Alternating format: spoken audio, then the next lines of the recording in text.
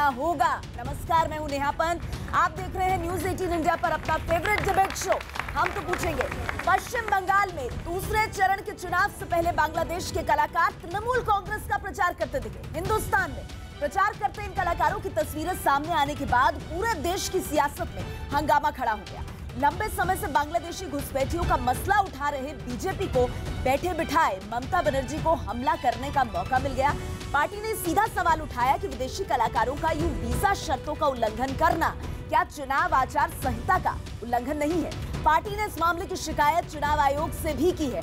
हालांकि मामला सामने आने के बाद सरकार ने इन कलाकारों का वीजा रद्द कर दिया है। ये बड़ी खबर है इस वक्त की उन्हें तत्काल देश छोड़ने को कहा गया है, ब्लैकलिस्ट कर दिया गया है।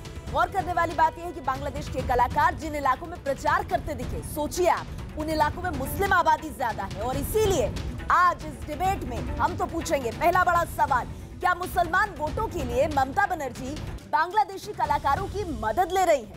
दूसरा सवाल, क्या तृणमूल का यह कदम देश की लोकतांत्रिक व्यवस्था के साथ खिलवाड़ नहीं है? और तीसरा सवाल, क्या तृणमूल के खिलाफ इस मामले में कार्रवाई नहीं होनी चाहिए?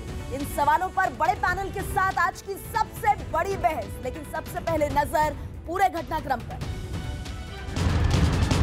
हम तो पूछेंगे में बड़ी बहस, ममता का प्रचार, बांग्लादेशी कलाकार।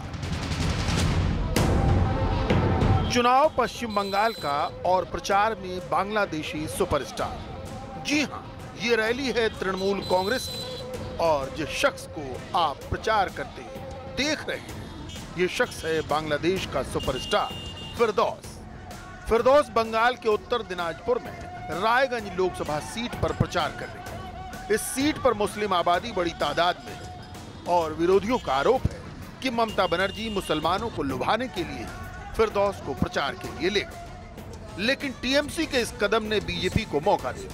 पार्टी की राज्य इकाई ने इस मामले में चुनाव आयोग जाकर शिकायत की। उन्होंने ठीक रूप से वो चीज सामने नहीं रखा।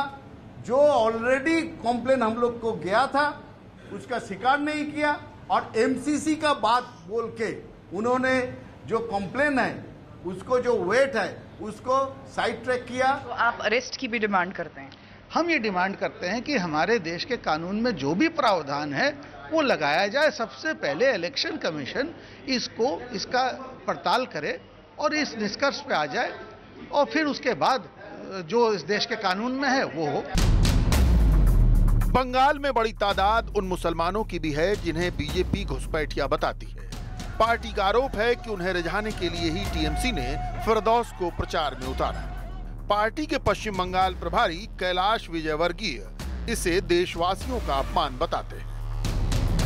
मुझे लगता है कि इस प्रकार घुसपैठिए की तरह कोई भी, जिस प्रकार बांग्लादेश के घुसपैठिए आ रहे हैं उसी प्रकार वहाँ के यदि आर्टिस्ट भी आकर टीएमसी का प्रचार करेंगे तो मैं समझता हूँ ये एक अंतर्राष्ट्रीय मर्यादाओं का भी उल्लंघन है। हालांकि इस मामले में टीएमसी की अपनी सफाई है। पार्टी के मुताबिक फिरदौस को किसी ने आमंत्रित नहीं किया था। वो किसी और कार्यक्रम के लिए इस इलाके में आए थे और उन्होंने प्रचार में शामिल होने का फैसला किया। तृणमूल ने उन्हें नहीं बुलाया। वो इस इलाके में बहुत लोकप्रिय है। लेकिन पार्टी की यह सफाई किसी के गले नहीं उतर रही। सीपीएम ने भी इस मामले में चुनाव आयोग से जांच की मांग की है। हम चाहते हैं कि अगर जो अभिनेता बांग्लादेश का कहला जाता है और वो बांग्लादेश का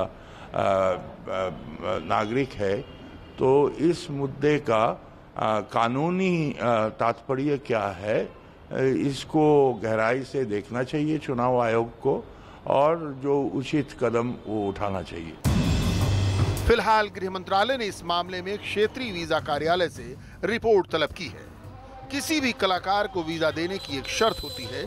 चुनाव प्रचार के लिए किसी को वीजा नहीं दिया जाता। अगर रिपोर्ट खिलाफ जाती है तो इस मामले में कार्रवाई हो सकती है। इसलिए हम तो पूछेंगे, क्या मुस्लिम वोटों के लिए ममता का बांग्लादेशी कलाकार से प्रचार कराना सही है?